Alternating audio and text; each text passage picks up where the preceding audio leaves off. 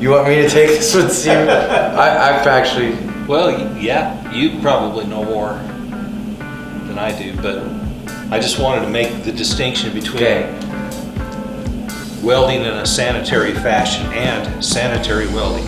Yeah. It's different. It's two different things.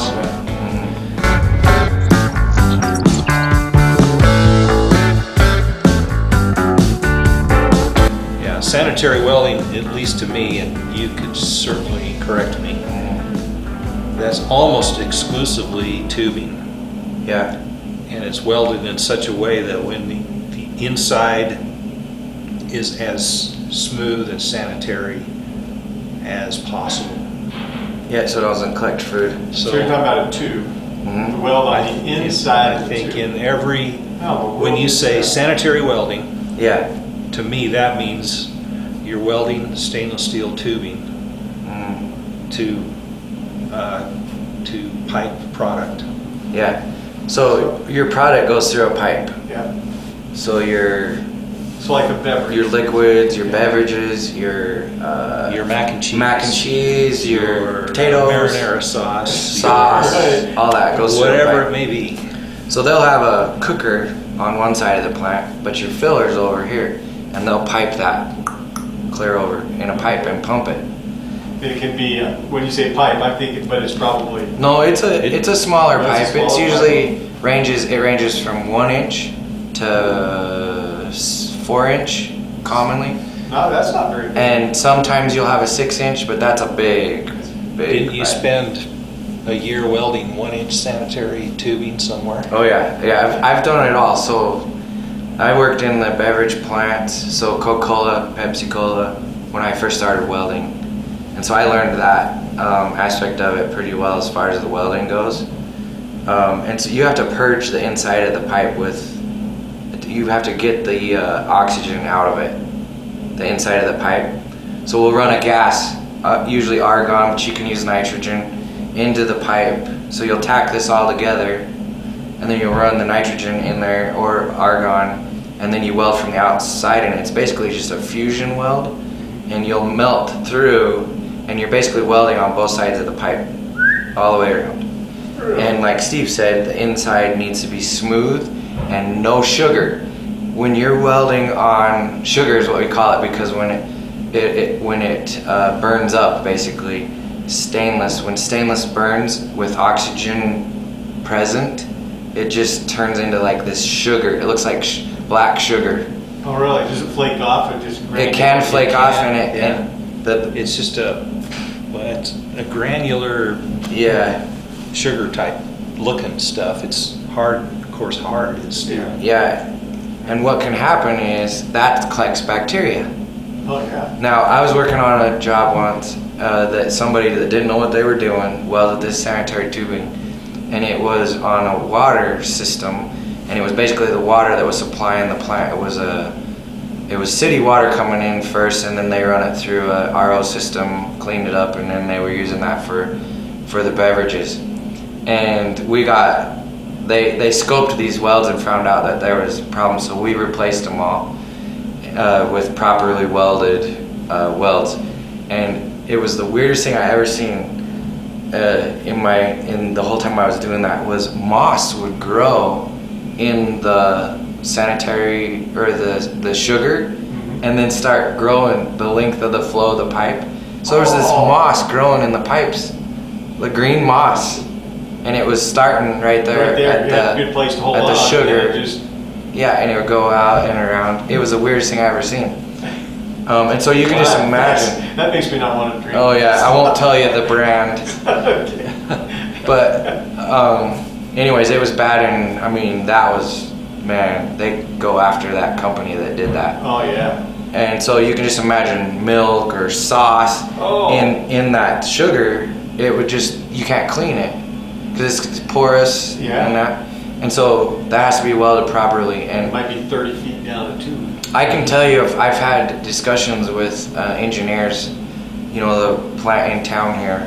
I remember one time, a competitor of ours was welding that, and I'm like, guys, they're doing it wrong. It's not gonna work. It's gonna have sugar and stuff. And I welded out a coupon and cut it out, the weld, and I handed that engineer that. I was like, this is how it's done properly.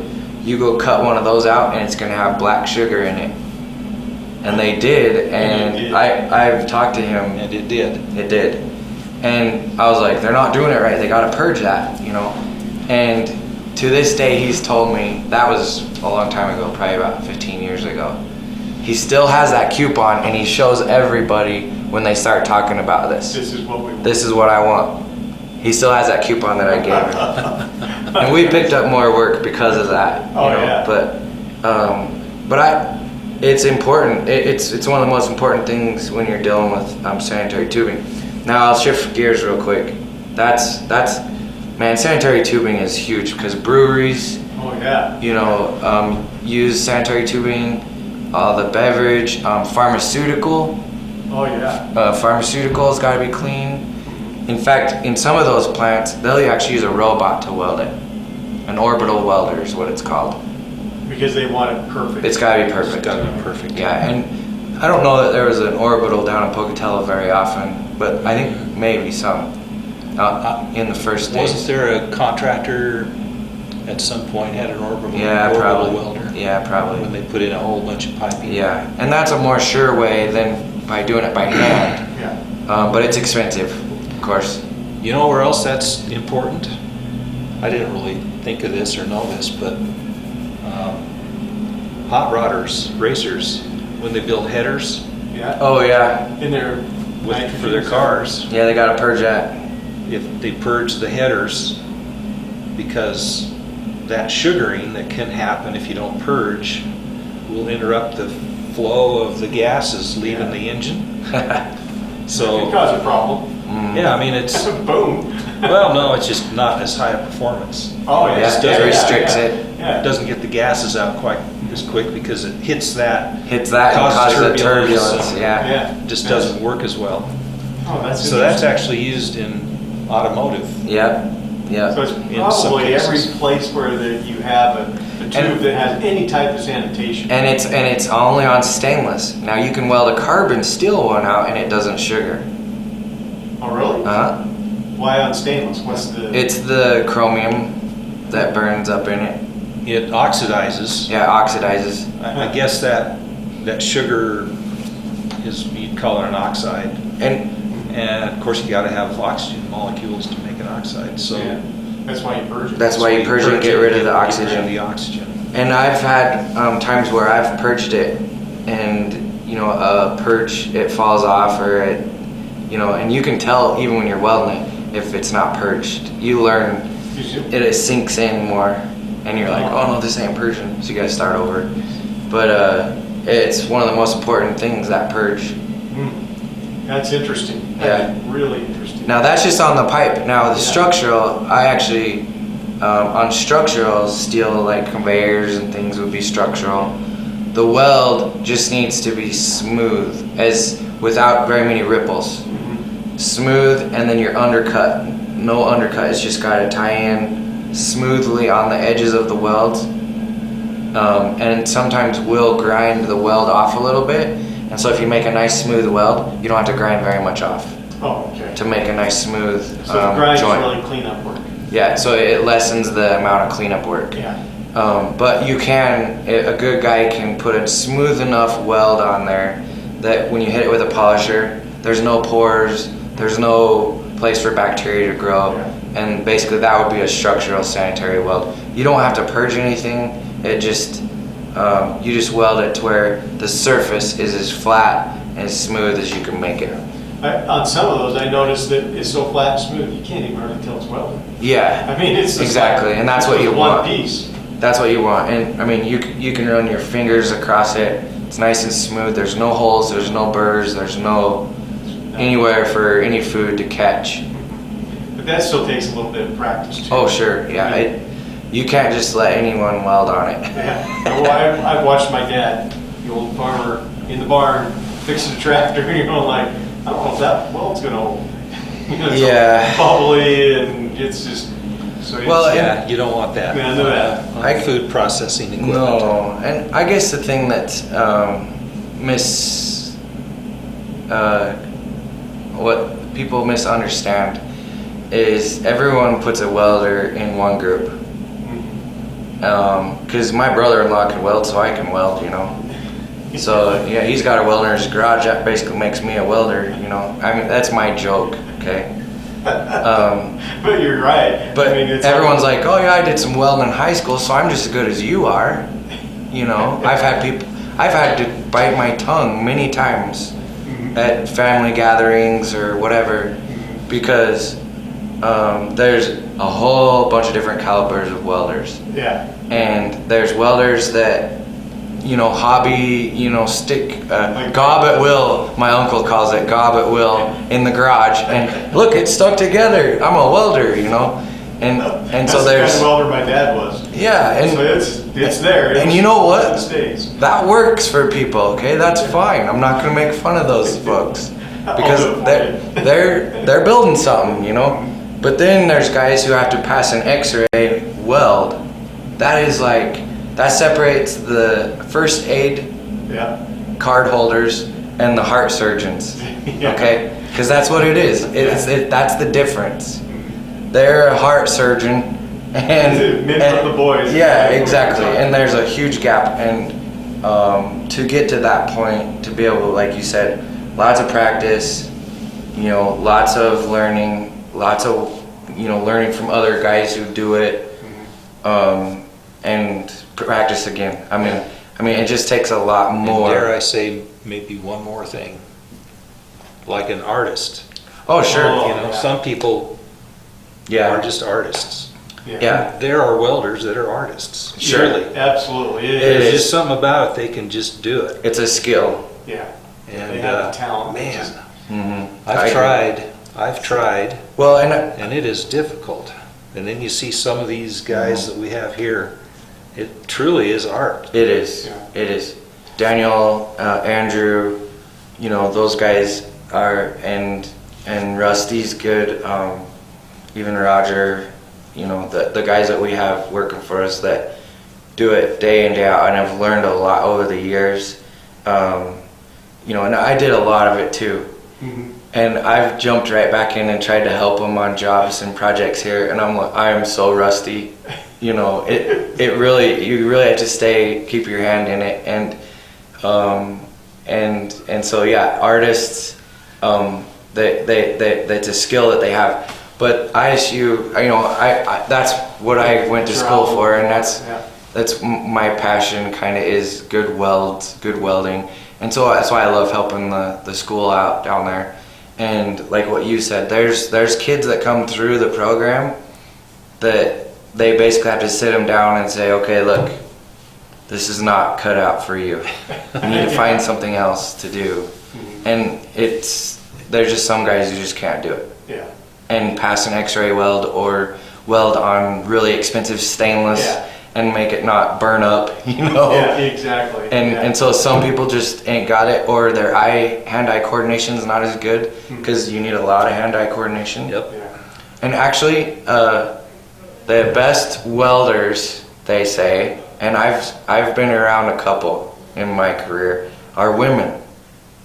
Really? Their hand-eye coordination is better than men. That's And interesting. I remember I got stuck. Just a quick story. When I first started welding, I was working with, they stuck me with the girl, you know, and we were welding these spray bars. And I was like, man, I gotta work with the girl, you know. I wanna work with the girl. And then I seen her welds and I'm like, oh, I had to step up my game, man. And then it became fun. We just competed with each other, and it was fine. Yeah. You know, she was great to work with. But I was like, wow, I gotta really work on, you know, until I made me better, you know. But she was good. She was good. That's good. But That's it takes, interesting. and so people that, when I taught some welding too, and there would get guys that are just trying to polish up their skills for their home projects or whatever, and they just couldn't get it. And I'm like, what is going on? Finally, I went and grabbed a welding hood that had a cheater lens in it, you know, a magnifying lens in the welding hood. I'm like, try this welding hood. And they were like, oh, wow, I can see it now, you know. And so they were trying to weld without proper vision. Yeah. They couldn't see it.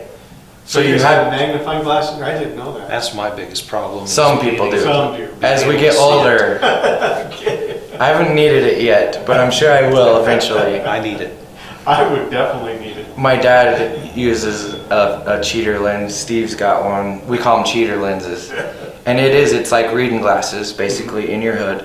Yeah. And I've given that to those guys in that welding class, and it changed. That they finally got it. Yeah. And it was just because they couldn't see it. Yeah. So You're you guessing got. what they were doing. It just doesn't. You can't get They it. couldn't get it until they seen it, and then they were in the market for a new lens. You know, and so. And I've had to use my dad's hood a few times over the years, and it looked like I was looking at the sun. I'm like, whoa, it's like this big, you know. All magnified. But you gotta be able to see it, and you gotta have good hand-eye coordination. Yeah. Yeah. In order to do it in practice, and you probably have to have somebody who knows the skill teaching you how to do it. Yeah. You're not just gonna go practice on your own. It's And like any other thing. I will Got a say, good mentor. I will say too, welding is kind of a young person's sport. It really is.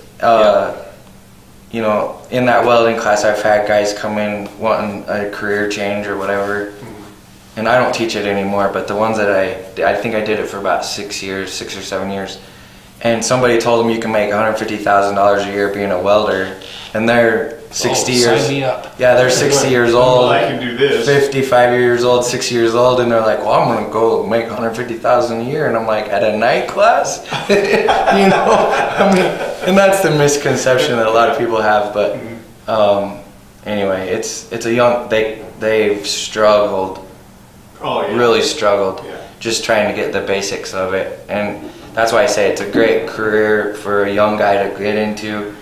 Work 20 years as a welder and then become a foreman or get into the management part of it. Yeah. Yeah.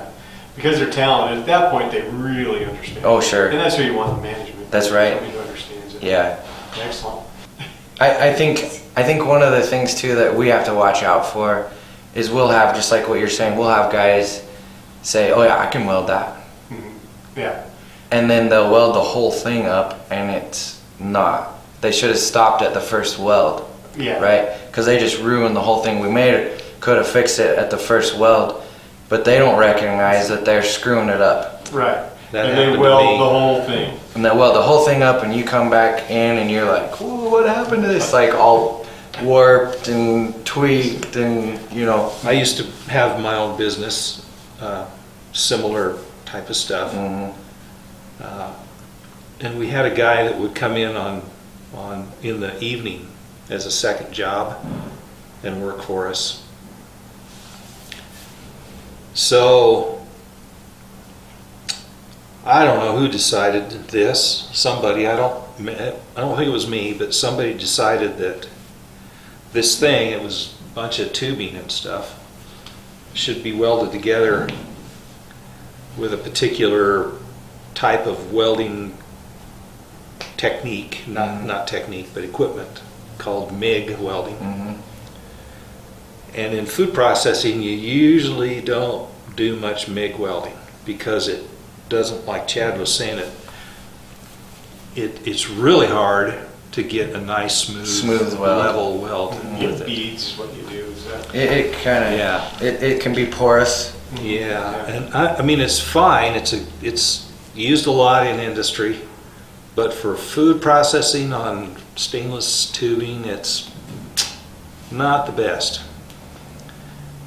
So what's this guy do? He decided there was enough welding, and the thing is, it goes faster. You know, you can weld faster.